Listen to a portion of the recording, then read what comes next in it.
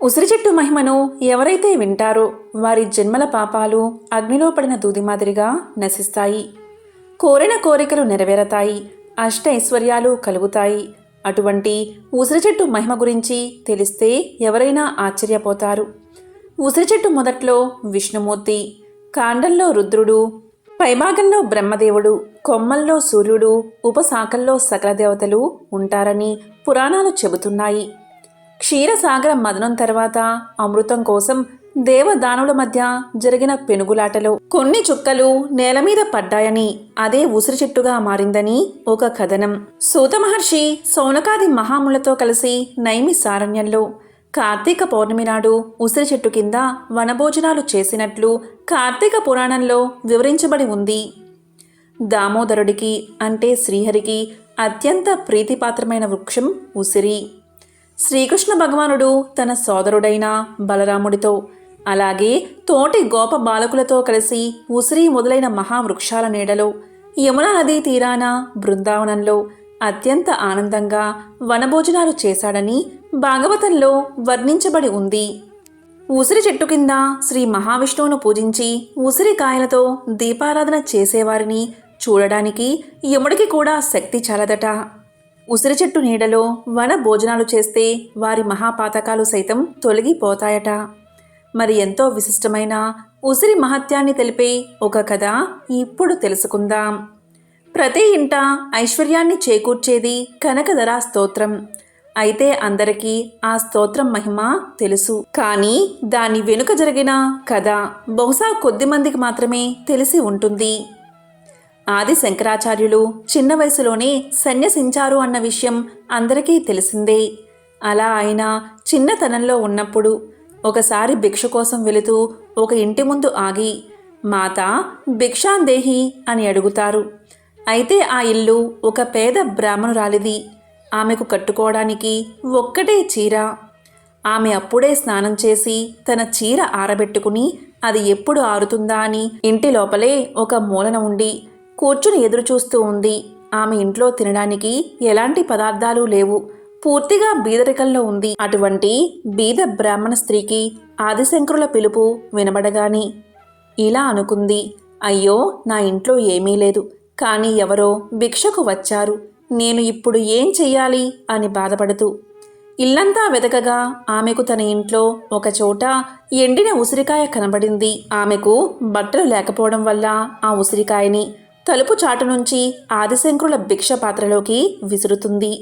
మొదట ఆ సంఘటనకు ఆదిశంకరులు అయోమయం చెందినా ఆయనకున్న దివ్య దృష్టితో పరిస్థితిని అర్థం చేసుకుని ఏమీ లేకపోయినా కూడా ఉన్న ఉసిరిని దానం చేసిన ఆమె వ్యక్తిత్వాన్ని, ఆమె బేదరికాన్ని తలుచుకుని బాధపడుతూ విష్ణువు లక్ష్మీ నిలయమైన ఆ ఉసిరిని చూస్తూ ఒక్కసారిగా కనకధరా స్తోత్రాన్ని ఆసువుగా చెప్పారట. అప్పుడు ఆ ఇంట్లో లక్ష్మీదేవి ధనవర్షం కురిపించిందని పురాణ కథ. అందుకే ఉసిరికాయ దానం ఎంతో గొప్పదని చెబుతారు. ఉసిరి చెట్టు ఇంట్లో ఉంటే వాస్తు దోషాలు తొలగిపోవడంతో పాటు దుష్టశక్తులు కూడా ఆ ఇంట్లోకి ప్రవేశించవు. నరదృష్టి, నరపీడ ఆ ఇంటి నలుమూలలో కూడా ప్రవేశించదు. ఉసిరి చెట్టులో శ్రీ మహావిష్ణువు, లక్ష్మీదేవి కొలువై ఉంటారు. ఉసిరి చెట్టుకు వృద్ధాప్యం లేదు. అందుకే ప్రతి మనిషి 5 ఉసిరి చెట్లు నాటాలని చరక మహర్షి తెలియచేశారు. ఉసిరి చెట్టుకు 8 వైపులా 8 దీపాలు పెట్టి 8 ప్రదక్షిణలు చేస్తే సకల బాధలు తొలగి మంచి జరుగుతుందని పురాణాలు చెబుతున్నాయి. కార్తీక మాసంలో శివాలయంలో ఉసిరి చెట్టు కింద ప్రతి సోమవారం ఉదయం సాయంత్రం ఎవరైతే దీపాన్ని వెలిగిస్తారో అలాంటి వారి పాపాలన్నీ తొలగిపోతాయి. ఇప్పటివరకు చేసిన పాపాలు అగ్నిహోత్రంలోని దూదివలే నశిస్తాయి. వారు ఇప్పటివరకు చేసుకున్న పుణ్యం 10 రెట్లు అవుతుంది. కార్తీక మాసంలో ఉసిరికాయ మీద ఒత్తులు పెట్టి దీపాన్ని వెలిగిస్తారు. ఈ దీపం కార్తీక దామోదరుడికి అత్యంత ప్రీతిపాత్రమైనది. ఉసిరికాయ మీద ఒత్తిని వెలిగించడం, క్షీరాబ్ది ద్వాదశి రోజు తులసితో పాటు ఉసిరిని పూజించడం, ఉసిరి చెట్టు నీడన వనభోజనాలు చేయడం, వీలైతే ఉసిరి నీడ పడుతున్న నీటితో స్నానాన్ని ఆచరించడం, ఇటువంటి ఆచరణలు ఎన్నో పుణ్యఫలాన్ని ఇస్తాయి. ఉసిరి చెట్టు మీద ఈ కార్తీక మాసంలో నారాయణుడు ఉంటాడని అందుకనే ఆ చెట్టుని దాత్రి నారాయణుడిగా భావించి పూజ చెయ్యాలని పురాణాలు చెబుతున్నాయి. ఈ కార్తీక మాసంలో ఉసిరి దీపం పెట్టడం వల్ల నవగ్రహ దోషాలు తొలగిపోతాయట. కార్తీక మాసంలో దశమి, ఏకాదశి, ద్వాదశి అంటే క్షీరాబ్ది ద్వాదశి రోజు, కార్తీక సోమవారం, కార్తీక పౌర్ణమి నాడు ఉసిరి దీపం వెలిగిస్తే ఎంతో మంచిది. దీనికి సంబంధించిన ఒక పురాణ కథ కూడా ఉందని వశిష్ఠ మహాముని శౌనకాది మునులకు వివరించాడు. పాండవులు అరణ్యవాసం చేసేటప్పుడు కార్తీక మాసంలో శివుడికి పూజ చెయ్యాలి అనుకున్నారు. కానీ అక్కడ శివాలయం కానీ శివలింగం కానీ లేదట. ఏం చెయ్యాలా అని ఆలోచిస్తూ ఉండగా ద్రౌపదితో శ్రీకృష్ణుడు ఇలా పలుకుతాడు: ఓ ద్రౌపది, నేను చెప్పేది విను. ఇప్పుడు కార్తీక మాసం. నిన్ను, నీ భక్తులను కొన్ని గ్రహాల దోష ఫలితాల కారణంగా జూదంలో ఓడిపోయి ఇలా అష్టకష్టాలు అనుభవిస్తున్నారు. కార్తీక మాసంలో ఉసిరికాయ, ఆవు నెయ్యితో దీపం పెడితే నవగ్రహ దోషాలకు పరిహారం కలుగుతుందని చెప్పాడు అని పద్మపురాణంలో చెప్పబడి ఉంది. అప్పుడు ద్రౌపది గుండ్రంగా ఉసిరికాయ పైభాగం తీసి దానిలో ఆవు నెయ్యి, తెల్ల జిల్లేడు ఒత్తులతో దీపారాధన చేసిందని ఆధ్యాత్మికవేత్తలు చెబుతున్నారు. ఆ తరువాత ఉసిరి చెట్టు కిందనే భోజనాలు చేసిన తర్వాతనే ధర్మరాజు యుద్ధానికి ఒప్పుకున్నాడని పురాణాలు చెబుతున్నాయి. ఇలా ఉసిరి దీపం వెలిగించిన తర్వాత వారికి గ్రహదోషాలు తొలగి మళ్లీ రాజ్యం వచ్చేందుకు బీజం పడిందని పండితులు చెబుతున్నారు. ఇలా ఉసిరి దీపాన్ని వెలిగిస్తే శ్రీ మహావిష్ణువు, లక్ష్మీదేవి సంతోషిస్తారు. అదేవిధంగా ఈశ్వర అనుగ్రహం కూడా కలుగుతుందని చెబుతారు. ప్రతి మాసంలో వచ్చే ఏకాదశి రోజున నీటిలో ఉసిరికాయలు తరిగి అరగంట తర్వాత ఆ నీటితో స్నానం చేయాలి. ఏకాదశి మరుసటి రోజు అంటే ద్వాదశి రోజు ఉసిరికాయలు తినడం వల్ల ఆరోగ్యానికి ఎంతో మేలు జరుగుతుంది. ఆధ్యాత్మిక పరంగా ఉసిరికాయలను నానబెట్టిన నీటిలో స్నానాన్ని ఆచరించడం వల్ల గంగా నదిలో మునిగిన పుణ్య ఫలితాన్ని ఇస్తుందట. ఉసిరి ఆయుర్దాయాన్ని పెంచుతుంది. అయితే ఆదివారం, శుక్రవారం, అమావాస్య, సప్తమి, షష్ఠి ఈ రోజుల్లో ఉసిరికాయను ఉపయోగించకూడదు. ఉసిరికాయ చెట్టు ఇంట్లో ఉండడం వల్ల మన చుట్టూ సానుకూల ప్రభావాన్ని ఏర్పాటు అయ్యేలా చేస్తుంది. అంతేకాదు ఉసిరి చెట్టు మహావిష్ణువు యొక్క అరచేతిలో నివసిస్తుంది. అలాంటి పుణ్యప్రదమైన ఉసిరి చెట్టును ఇంట్లో పెంచడం, దాన్ని పూజించడం వల్ల అష్టైశ్వర్యాలు కలుగుతాయి. ఉసిరి చెట్టు నీడలో కూర్చుని శివుణ్ణి ధ్యానం చేస్తే సర్వ అభిష్టాలు నెరవేరతాయట. వాస్తు ప్రకారం ఇంట్లో ఉసిరి చెట్టు ఉన్నట్లయితే ఇంట్లో ఈతి బాధలు ఉండవు. ఇంటికి తూర్పు దిశలో ఉసిరి చెట్టు నాటడం వల్ల సానుకూల శక్తి ప్రసరిస్తుంది. ఇంట్లో చెట్టును నాటలేకపోతే ఆలయంలో ఉండే ఉసిరి చెట్టు ఆకులను ఇంటికి తీసుకురావడం వల్ల సంపద, జ్ఞానం, కీర్తి పెరుగుతాయి. ఉసిరి చెట్టు దిగువ భాగంలో బ్రహ్మ, మధ్యలో విష్ణువు, కాండంలో శివుడు ఉంటారని పురాణాలు చెబుతున్నాయి. ఏ ఇంట్లో అయితే భార్యాభర్తలు తరచూ గొడవ పడుతూ ఉంటారో అలాంటి వారు ఉసిరి చెట్టుకు 7 సార్లు ప్రదక్షిణ చేసి తర్వాత నేతితో దీపం వెలిగించి కర్పూరంతో ఉసిరి చెట్టుకు దీపారాధన చేయాలి. ఇలా చేయడం వల్ల భార్యాభర్తల మధ్య సఖ్యత ఏర్పడుతుందట. పవిత్రమైన ఈ కార్తీక మాసంలో శివకేశవుల ఆరాధన విశేష ఫలితాన్ని ఇస్తుంది. తులసి, ఉసిరి కోట ముందు దీపాన్ని వెలిగిస్తే సకల దోషాలు తొలగిపోతాయి. ఈ మాసంలో ఉసిరి చెట్టును పూజించడం వల్ల అనారోగ్య సమస్యలు దరిచేరవు. ముఖ్యంగా కార్తీక మాసంలో క్షీరాబ్ది ద్వాదశి రోజు ఉసిరికాయ దీపాన్ని వెలిగించేటప్పుడు ఈ శ్లోకాన్ని తప్పనిసరిగా పఠించాలి.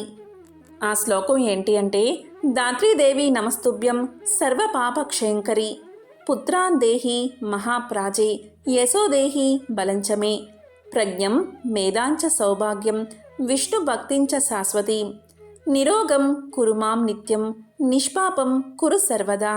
ఈ శ్లోకాన్ని తప్పనిసరిగా పఠించాలి. కార్తీక మాసానికి ఉసిరి చెట్టుకు ఉసిరికాయకు ఉన్న సంబంధం అంతా ఇంతా కాదు. అలాగే క్షీరాబ్ది ద్వాదశి రోజు, కార్తీక పౌర్ణమి రోజు ముఖ్యంగా ఉసిరికాయల దీపాన్ని వెలిగిస్తే సకల శుభాలు చేకూరతాయి. ఉసిరి చెట్టు సాక్షాత్తు మహావిష్ణువు స్వరూపంగా భావిస్తారు.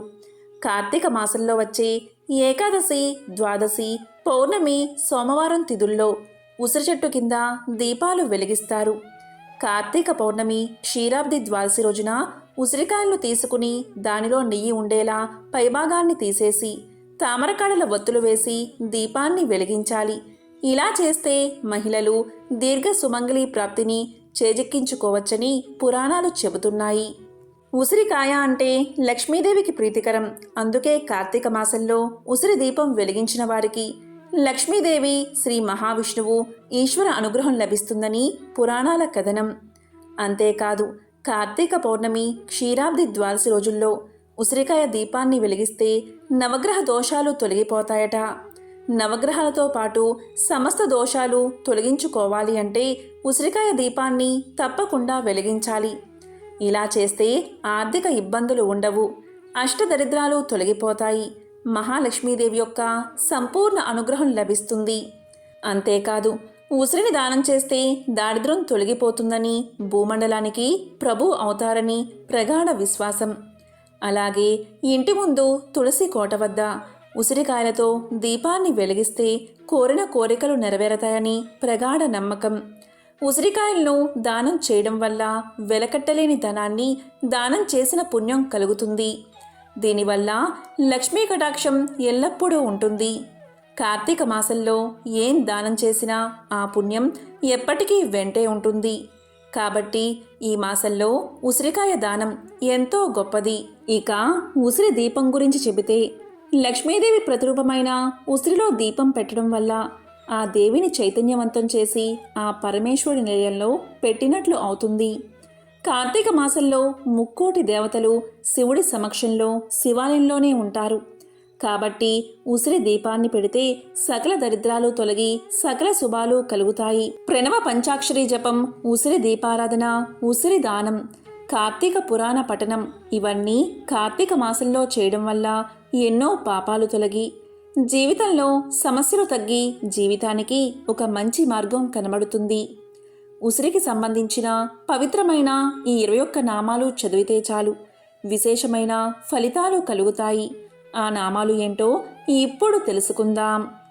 ఓం దాత్రే నమః, ఓం రమాయై నమః, ఓం శాంత్యై నమః, ఓం లోకమాత్రయై నమః, ఓం కాంత్యై నమః, ఓం ఆబ్దితనయాయై నమః, ఓం మేధాయై నమః, ఓం గాయత్ర్యై నమః, ఓం కళ్యాణై నమః, ఓం సావిత్ర్యై నమః, ఓం విష్ణుపత్ని నమః, ఓం విశ్వరూపాయై నమః, ఓం మహాలక్ష్మై నమః, ఓం సురూపాయై నమః, ఓం ప్రకృత్యై నమః, ఓం కమనీయాయై నమః, ఓం ఇందిరాయై నమః, ఓం అవ్యక్తాయై నమః, ఓం సుద్యత్యై నమః, ఓం కమలాయై నమః, ఓం జగద్దాత్రియై నమః.